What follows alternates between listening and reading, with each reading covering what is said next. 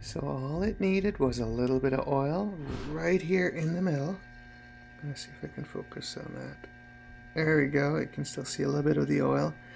And what I learned in my Lexmark printer training is that if you put some oil in a syringe, you have perfect, here I'll try to focus it again, perfect access to put a little bit of oil right there in the middle and in tight little spots.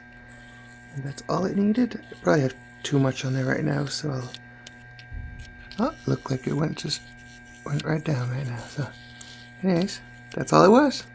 That's all good to go.